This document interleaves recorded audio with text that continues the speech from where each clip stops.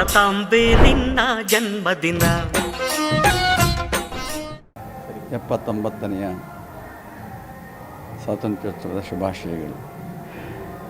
ಪ್ರತಿ ವರ್ಷ ಆಗಸ್ಟ್ 15 ಭಾರತೀಯರ ಪಾಲಿಗೆ ಅತ್ಯಂತ ಮಹತ್ವಪೂರ್ಣವಾದಂತಹ ಸ್ಮರಣೀಯವಾದಂತಹ ದಿವಸ. ನಾವು ಭಾಗ್ಯವಂತರು, ಪುಣ್ಯವಂತರು. ನಾವು ಸ್ವಾತಂತ್ರ್ಯ ಪೂರ್ವದಲ್ಲಿ ಇಲ್ಲದೆ ಸ್ವಾತಂತ್ರ್ಯೋತ್ತರದಲ್ಲಿ ಜನ್ಮಿಸಿದವರು. ಬಹುತೇಕ ಇಂದಿನ ಜನಗಳಲ್ಲಿ ನಾವು ಬಹುತೇಕ 75-80% ಜನ ಇವತ್ತೆಲ್ಲರೂ ಕೂಡ ನಾವು ಸ್ವತಂತ್ರ ಉತ್ತರದಲ್ಲಿ, ಸ್ವಾತಂತ್ರ್ಯ ಬಂದ ನಂತರ ಜನ್ಮ ತಾಳಿರುವಂತಹ ಅವರು. ಆದರೆ ಸ್ವಾತಂತ್ರ್ಯ ಪೂರ್ವದಲ್ಲಿ ನಮ್ಮ ಜನರು ಅನುಭವಿಸಿದ ಕಷ್ಟ, ನೋವು, ಸಂಕಟ, ದುಃಖ ಅವೆಲ್ಲವನ್ನು ಕೂಡ ಊಹಿಸಲಿಕ್ಕೂ ಸಾಧ್ಯವಿಲ್ಲ. ಸುಮಾರು 200 ವರ್ಷಗಳ ಕಾಲ ಬ್ರಿಟಿಷರು ನಮ್ಮ ದೇಶವನ್ನು ಆಳಿದ್ದಾರೆ. ಆಳೋದರ ಜೊತೆಗೆ ನಮ್ಮ ದೇಶದ ಸಂಪತ್ತನ್ನು ಕೂಡ ಅವರು ಲೂಟಿ ಹೊಡೆದಿದ್ದಾರೆ. ನಮ್ಮ ದೇಶದ ಸಂಪತ್ತನ್ನೆಲ್ಲವನ್ನು ಕೂಡ ಅವರು ಬ್ರಿಟಿಷ್ ದೇಶಕ್ಕೆ ಸಾಗಿಸಿದ್ದಾರೆ. ಜೊತೆಗೆ ನಮ್ಮ ಜನಗಳಿಗೆ ಕೊಡಬಾರದ ಚಿತ್ರಹಿಂಸೆಯನ್ನು ಕೊಟ್ಟಿದ್ದಾರೆ.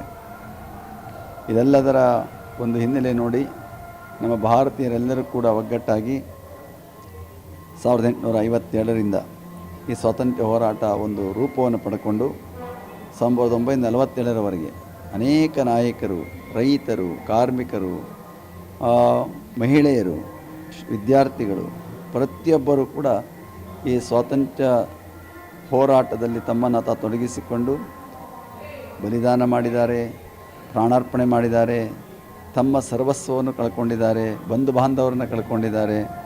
ಇವೆಲ್ಲವನ್ನು ಕಳೆದುಕೊಂಡದರ ಫಲವಾಗಿ ಬ್ರಿಟಿಷರು ಅನಿವಾರ್ಯವಾಗಿ ನಮ್ಮವರ ಹೋರಾಟಕ್ಕೆ ಅವರು ಮಣಿದು 1947 ಆಗಸ್ಟ್ 15ರ ದಿವಸ ನಮಗೆ ಸ್ವಾತಂತ್ರ್ಯವನ್ನು ಕೊಟ್ಟಿದ್ದಾರೆ.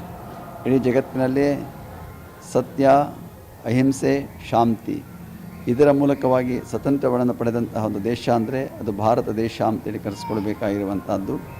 ಅಂತಹ ಒಂದು ದೊಡ್ಡ ಹಿನ್ನೆಲೆ ಇರುವಂತಹ ನಮ್ಮ ದೇಶದ ಸ್ವಾತಂತ್ರ್ಯೋತ್ಸವ ಇವತ್ತು 75 ವರ್ಷವನ್ನು ಕಳೆದ ಅಮೃತೋತ್ಸವವನ್ನು ಆಚರಿಸಿದೆ. 79ನೇ ವರ್ಷಕ್ಕೆ ನಾವು ಕಾಲಿಡ್ತಾ ಇದ್ದೇವೆ.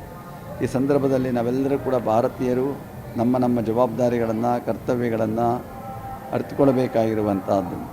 ನಾವೆಲ್ಲ ಭಾರತೀಯರು ಅನ್ನುವ ಪ್ರಜ್ಞೆ ಜಾಗೃತವಾಗಬೇಕಾಗಿದೆ. ಜೊತೆಗೆ ನಮ್ಮಲ್ಲಿ ಸಂವಿಧಾನದ ಆಶಯಗಳನ್ನು ನಾವೆಲ್ಲ ಎತ್ತಿಡಿಯಬೇಕಾಗಿದೆ. ನಾವು ಭಾರತೀಯರಾಗಿ, ಭಾರತದ ಪ್ರಜೆಗಳಾಗಿ ಸಂವಿಧಾನದ ಆಶಯಗಳನ್ನು ಒತ್ತಿಡಿಬೇಕು, ಸಂವಿಧಾನದಂತೆ ನಡೆದುಕೊಳ್ಳಬೇಕು. ರಾಷ್ಟ್ರ ಧ್ವಜವನ್ನು ಯಾವತ್ತೂ ಯಾವ ಕಾಲದಲ್ಲಿಯೂ ಎಂದೇ ಅದಕ್ಕೆ ಅಪಮಾನವಾಗದ ಹಾಗೆ ನಡೆದುಕೊಳ್ಳಬೇಕು. ರಾಷ್ಟ್ರಗೀತೆಗೆ ನಾವು ಎಲ್ಲೇ ಇರಲಿ, ಯಾವ ಸಂದರ್ಭ ಇರಲಿ ಅದಕ್ಕೆ ಗೌರವವನ್ನು ಅರ್ಪಿಸಬೇಕು.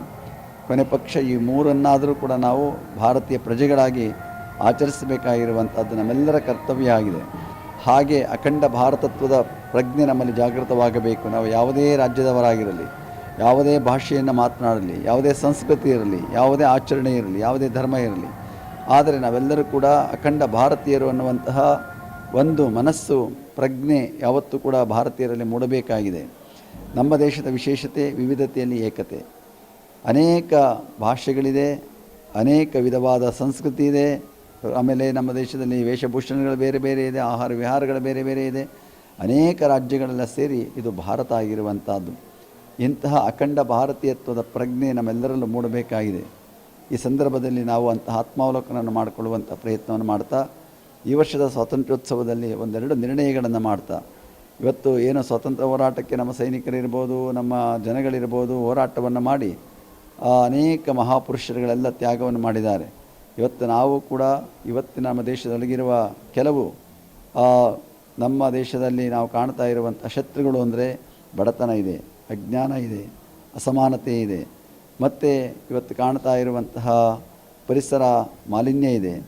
ಇವೆಲ್ಲದರ ವಿರುದ್ಧ ಹೋರಾಟ ಮಾಡುವಂಥ ಮನೋಭಾವ ಪ್ರತಿಯೊಬ್ಬರಲ್ಲೂ ಮೂಡಬೇಕಾಗಿದೆ. ಎಲ್ಲರೂ ಕೂಡ ಸಹೋದರ ಭಾವನೆಯಿಂದ ಸಾಮರಸ್ಯದ ಬದುಕನ್ನು ಬಾಳಬೇಕಾಗಿದೆ. ಅಂತಹ ಚಿಂತನೆಗಳನ್ನು ಹೊಂದುವಂತಹ ಒಂದು ಸಂಕಲ್ಪವನ್ನು ತೊಡುವಂಥ ದಿವಸ ಇದಾಗಲಿ ಅಂತ ಹಾರೈಸ್ತಾ 79ನೇ ಸ್ವಾತಂತ್ರ್ಯೋತ್ಸವಕ್ಕೆ ನಾನು ಶುಭವನ್ನು ಕೋರ್ತೇನೆ.